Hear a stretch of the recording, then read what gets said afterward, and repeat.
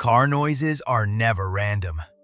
That faint ticking under your hood could be a $15 fix, or the opening note of a $4,000 engine failure. And at first, they sound almost the same. Every squeal, hum, and knock is a specific part telling you something is wrong, and the price only climbs the longer you ignore it. Most people just turn up the radio, right up until the sound strands them with a bill worth more than the car. But your car almost always warns you long before it fails. So here are 7 noises you should never ignore, what each one means, what it costs, and what to do. Number 4 is the one everyone blames on their tires, and it is the most dangerous sound here. Stay for number 6, because that is the one that means you may already be out of time. Number 1. A high-pitched squeal or screech when you press the brakes. This is the most common warning sound on the road, and also one of the most misunderstood. That squeal is not random. It is a small metal tab built into your brake pad called a wear indicator, and it is designed to start screeching on purpose when the pad material gets thin. In other words, the noise is your brakes doing exactly what the engineers intended. They are telling you, politely, that you have maybe a few hundred miles of pad left before you run out. Here is why this one matters so much. If you ignore that early squeal, the pad wears down to the bare metal backing plate, and now, instead of a gentle squeal, you get a harsh grinding every time you stop. That grinding is bare metal chewing into your brake rotor, and you just turned a $40 brake pad job into a $300 or $400 rotor replacement on every wheel that got ignored. And this is not only a money problem. A brake pad worn to the metal cannot grip the way it should, so your stopping distance is getting longer every single day you drive on it. So what do? The moment you hear a consistent squeal when braking, get your pads inspected. Caught at the squeal, it is a cheap, routine job. Wait for the grind, and you are paying for the neglect twice. Once at the shop, and once in every emergency stop that now takes a few extra feet. And here is a quick way to be sure it is the pads.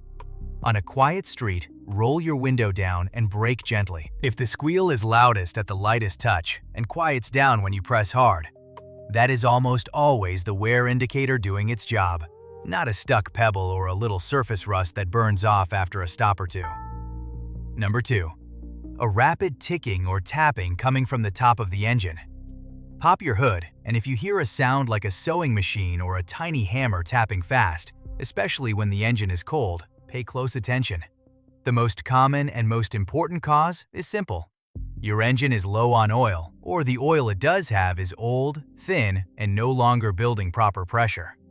That ticking is often the sound of your valvetrain, the lifters and rocker arms at the top of the engine, not getting enough oil to stay quiet. The scary part is that ticking means metal parts are moving with less lubrication than they were designed for. And every mile like that is where you can never get back. Sometimes it is a genuinely cheap fix. Check your oil level first because you may just be a quart low, and topping it up quiets it right down. If the level is fine, the oil may simply be overdue for a change. Or you may have a sticky lifter that a proper oil and filter service will often clean up. But if you pull the dipstick and it is dangerously low, do not just top it off and drive away. Something is burning or leaking that oil, and finding out why is the difference between a small repair now and a seized engine later. Ticking is cheap to investigate and catastrophic to ignore, so never let it slide. One more clue that tells you where it is coming from. If the ticking speeds up and slows down exactly in time with your engine RPM, it is coming from inside the engine, and it is almost always oil-related. If it stays at a steady rate, no matter what the engine is doing, it may be something simpler, like a small exhaust leak ticking at the manifold, but you still want eyes on it. Number 3. A loud squeal or chirp on a cold start, or when you turn the wheel all the way over. This one is different from the brake squeal because it shows up at startup or when you crank the steering to full lock. What you are almost always hearing is a belt. Modern cars use one long serpentine belt to drive the alternator, the water pump, the power steering, and the air conditioning. And when that belt gets old, glazed, and cracked, or when it starts to slip, it screeches. Sometimes the belt itself is worn out. Sometimes the belt is fine, but a pulley or the automatic tensioner that keeps it tight is failing and letting it slip. Either way, this is a warning you want to catch early, because that single belt runs the parts that keep your engine cool and your battery charged. If a worn belt finally snaps while you are driving, you can lose your power steering and your charging system in an instant. And on many engines, the water pump stops with it, so you overheat within minutes. The good news is that a serpentine belt is one of the cheaper parts on your car, often well under $100, and replacing it before it fails is a straightforward job. Open your hood. Look at the belt for cracks and shiny glazed spots. Spin through your accessories, and if it is squealing, have the belt and the tensioner checked together. This is a small, boring bill that quietly prevents a roadside breakdown. And here is how to narrow it down. If the squeal is loudest for the first few seconds after a cold start, then fades as everything warms up, that is the classic sound of a glazed or slipping belt. And it will only get louder and more frequent as the belt keeps wearing and the tensioner keeps giving up. Number 4. A humming or growling that gets louder as you speed up and changes when you turn. This is the one almost everyone blames on their tires, and it is the most dangerous sound on this list. Here's how to tell it apart. A worn tire makes noise too, but a failing wheel bearing has a specific tell. The hum or growl rises and falls directly with your road speed, and it very often changes when you steer. If the sound gets louder when you turn gently to the left and quieter to the right, or the other way around, that is a wheel bearing, because turning shifts the car's weight onto or off of the bad bearing. A wheel bearing is what lets your wheel spin smoothly and safely on its hub, thousands of times a minute. When it wears out, it gets rough, it gets hot. And here's the part that should get your full attention. In the worst case, a badly failed wheel bearing can seize or let the wheel wobble on the hub. And a wheel that is not spinning true at highway speed is a genuine safety emergency, not a comfort problem. A bearing caught early is a very manageable repair on a single corner of the car. A bearing ignored for months can chew up the hub and the axle around it and turn into a much bigger bill, or fail at the worst possible moment. If you hear that speed-linked growl that shifts when you turn, do not wait it out. Get it diagnosed now. The check itself is quick. A shop will lift the car, grab the tire at the top and bottom, and try to rock it. Any play or clunk in the wheel there points straight at a worn bearing, and it takes about 2 minutes to confirm, which is nothing compared to a wheel that lets go at 70 miles an hour. Number 5. A rhythmic clicking or popping when you turn, especially at low speed. You are pulling out of a parking spot, cranking the wheel, and you hear it. Click, click, click, in time with the wheels rolling. That distinctive clicking on turns is the classic signature of a worn-out CV joint, the constant velocity joint on the end of your axle that lets power reach the wheel while still letting it steer and ride over bumps. Each CV joint is protected by a rubber boot packed with grease. When that boot cracks and tears, and they are cheap rubber, so eventually they do, the grease slings out and road grit and water get in. From that moment on, the joint is grinding itself apart on dry, dirty metal. The clicking is the sound of a joint that is already worn and on its way out.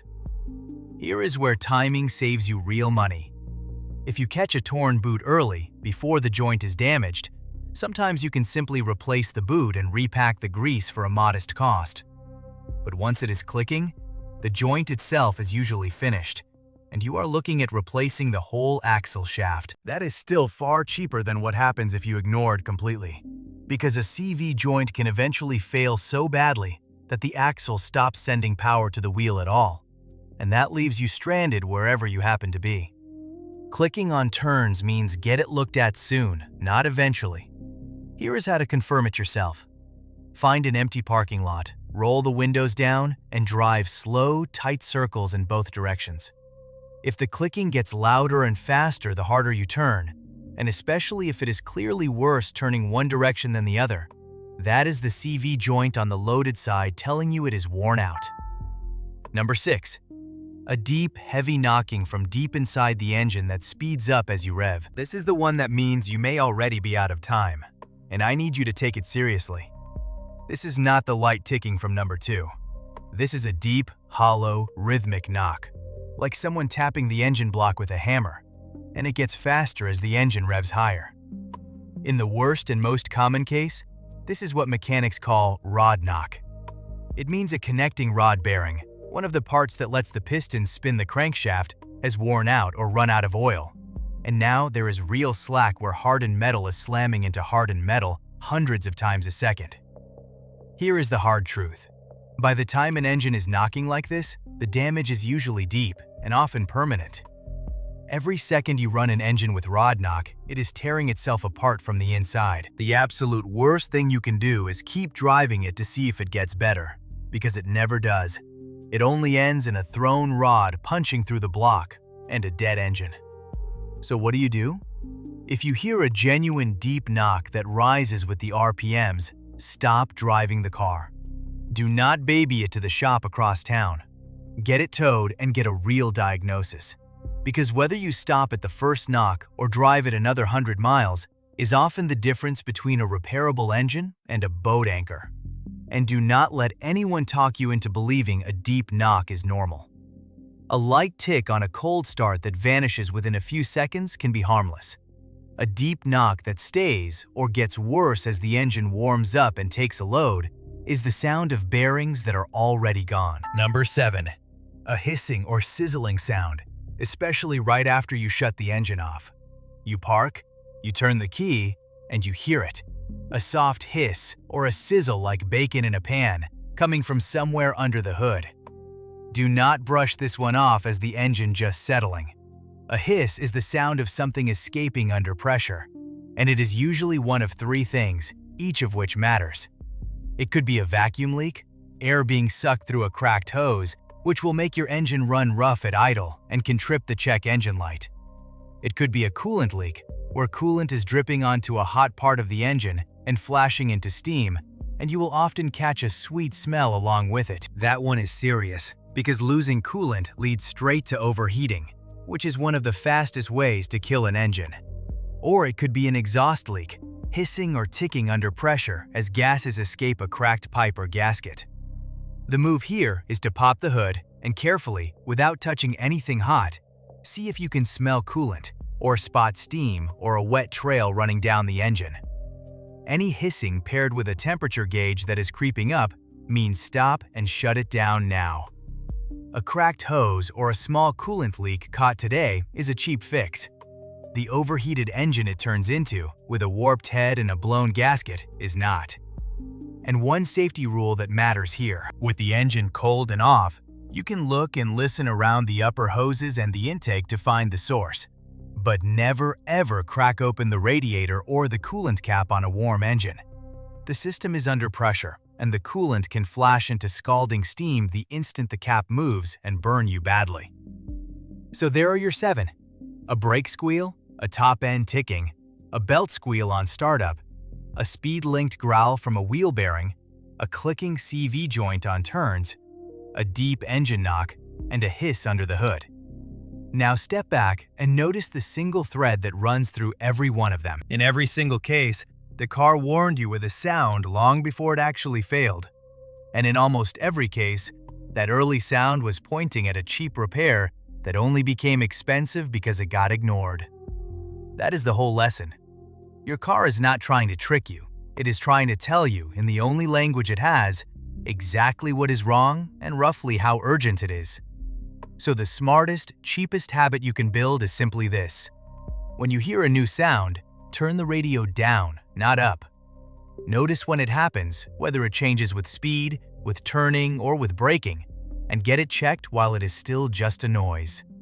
Catch these early, and you are looking at small, boring, affordable repairs, the kind you forget about a week later. Ignore them and hope they go away, and you are shopping for a tow truck and a repair that eats a whole paycheck. The sound is free. The diagnosis is cheap. The only expensive part is the waiting.